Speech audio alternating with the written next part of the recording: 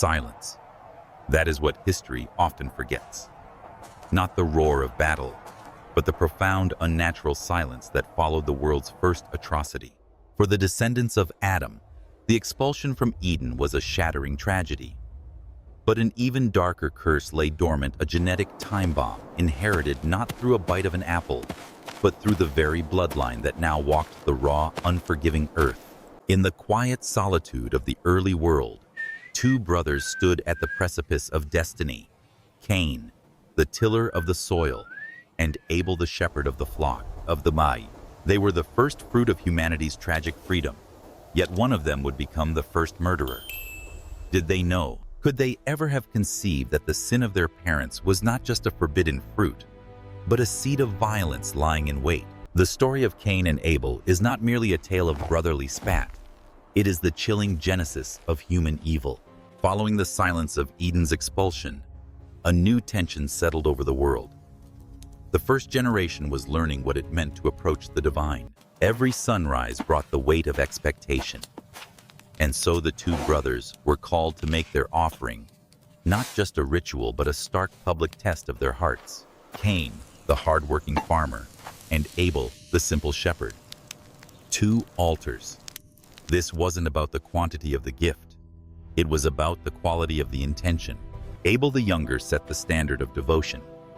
He brought the very best, the firstborn, the fattest portions, the absolute crème de la crème of his flock. He wasn't just giving God a gift. He was giving him honor. Abel approached the altar with the quiet confidence of a man whose conscience was clear. But look at Cain. He approached his labor with resentment. He dragged out some produce, whatever was convenient, whatever was easy. Cain didn't offer a sacrifice. He offered a transaction. He was demanding praise for his sweat, expecting the Creator to simply stamp the receipt. Cain was arrogant. Cain was bitter. And the divine judge saw the difference. When the fire of acceptance came, it didn't touch Cain's offering. Abel's offering was consumed instantly, ascending like a bolt of light, a clear message accepted. But Cain's fire flickered. The smoke was thick, dark, and resentful, clinging to the earth, like an invisible hand pushing it down.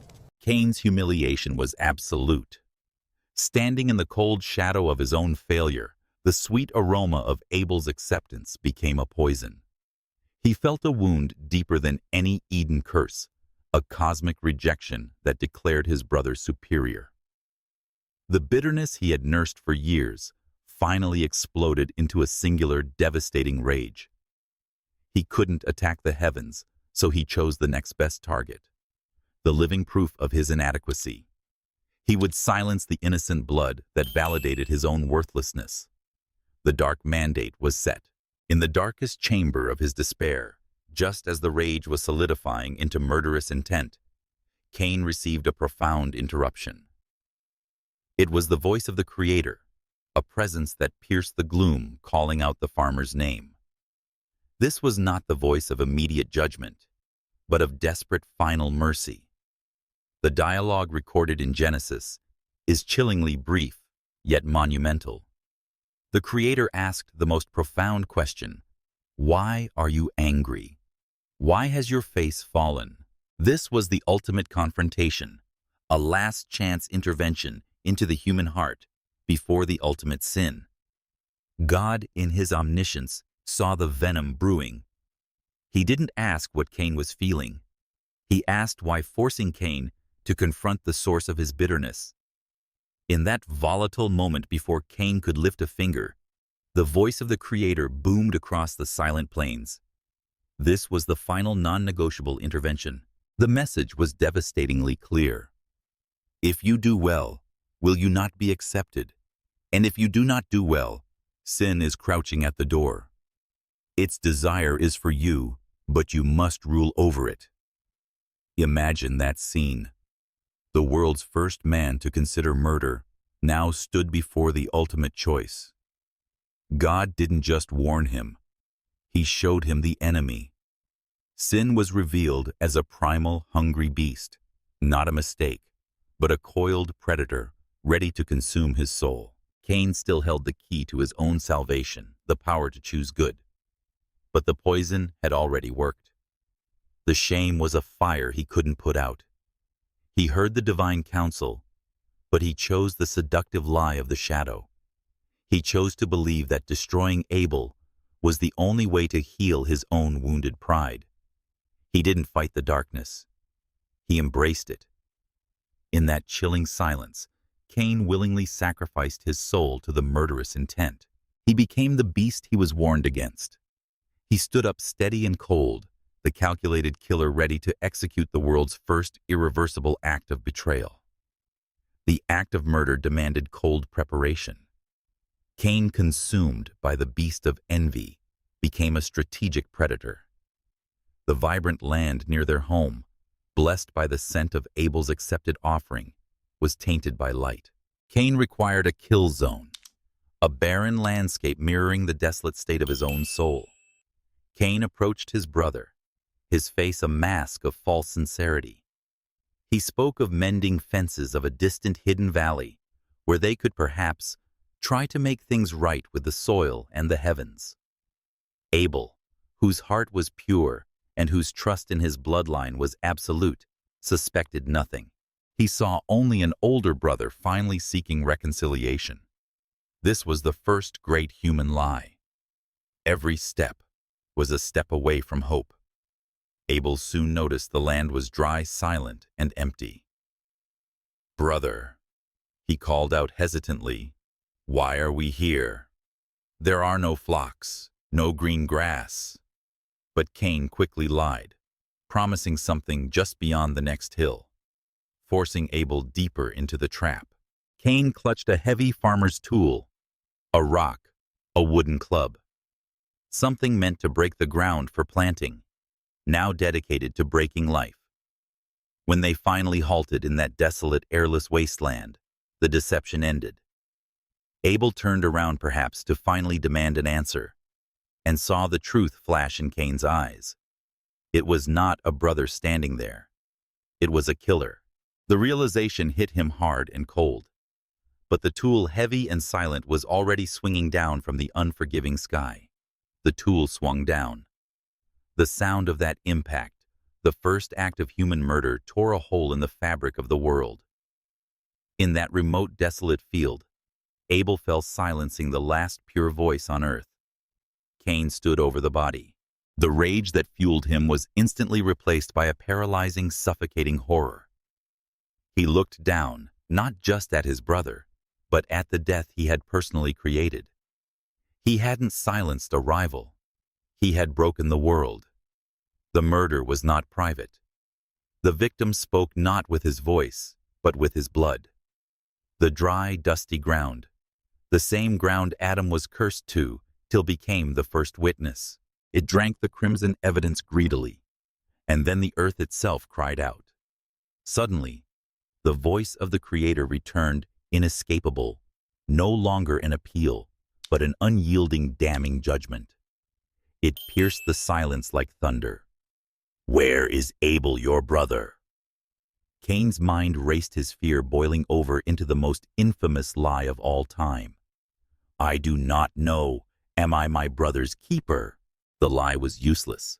The court was in session, and the evidence was beneath his feet. God's reply was the final sentence. "What have you done? Listen. The voice of your brother's blood cries out to me from the ground." Cain was instantly exiled. The earth would never yield its strength to him again. He was cursed to wander forever, hunted by the memory of the blood he spilled. The gates of Eden were closed.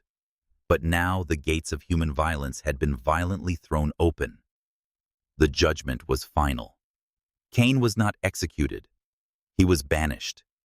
The sentence was more terrible than death, perpetual exile. The land he loved, the soil he dedicated his life to, would never again yield its bounty for him. He was doomed to be a restless wanderer, a fugitive on the face of the earth. Cain, in his despair, understood the crushing weight of this eternal displacement. His punishment was too great. He cried. Without the protection of his family, he feared becoming a victim himself, that anyone who found him would kill him in righteous vengeance. And here, in the midst of condemnation, came the final profound mystery, the mark of Cain. The Creator set a sign upon him, not a target, but a divine shield. This mark was a terrifying paradox. It signified Cain's guilt, broadcasting his crime to the heavens, yet it ensured his survival. It was a guarantee that no one who encountered the world's first murderer could take vengeance into their own hands. God was declaring that only He held the ultimate authority over life and death, even the life of a killer. Cain left the presence of the Creator and settled in the land of Nod east of Eden, the land of wandering. He carried not only the physical mark, but the heavy, unseen burden of the world's first great trauma. Adam and Eve had given humanity the knowledge of good and evil. Cain had given it the act. The story of Cain and Abel is more than a genesis of murder. It is the chilling legacy of human choice. When confronted with failure, Cain chose envy over acceptance. When offered grace, he chose violence over redemption. The result was a stain on the lineage, a demonstration that the darkest wilderness was not outside Eden, but inside the human heart. The blood spilled on that lonely plain forever changed the path of history, ensuring that every generation born afterward would inherit the knowledge of how one brother can betray another. Cain was gone, but his crime remained. The story of the first brothers is not just ancient history. It is the origin story of every war, every act of violence, and every fractured family that followed. The mark of Cain became the inherited stain on the soul of humanity. Adam and Eve taught us the cost of disobedience. Cain taught us the terror of malice. His envy revealed a devastating truth. Sin wasn't just a force outside the gates of Eden. It had taken root inside the human heart. The family unit, the very foundation of human society, was corrupted by bloodshed. The echo of Abel's blood continues throughout Scripture. It established the great recurring pattern of the Bible, the constant tension between the favored and the rejected, between the shepherd and the tiller, between the innocent and the oppressor. But the narrative doesn't end in despair. God, by protecting Cain, even after the murder, demonstrated a foundational principle of His justice. He is the ultimate guardian of life. The story leaves us with a profound, terrifying question, the very question Cain tried to escape. Am I my brother's keeper? For every person born afterward, that question remains the ultimate test. The tale of Cain and Abel is a mirror forcing us to look past our excuses and confront the beast crouching at the door of our own hearts. The ability to choose to crush the envy, to extend the hand of reconciliation, is the eternal legacy left on that desolate plain. The tale of Cain and Abel is not locked in Genesis. It is alive in every boardroom, every broken friendship, and every heated comment section online. The choice Cain faced is the choice you face every day. Remember God's warning, the core instruction manual for free will. Sin is crouching at the door. Its desire is for you, but you must rule over it. The beast of envy, resentment, and bitterness, it hasn't changed its tactics. It still whispers its seductive lies, telling you that your failure is someone else's fault, that your worth depends on what you possess, and that tearing others down is the way to lift yourself up. You are not Cain. The power to crush the crouching beast is yours. The choice is simple. Will you let disappointment become hate, or will you choose grace? We know the terrible cost of the first blood. Your final responsibility is clear. Choose light. Choose peace. Be your brother's keeper.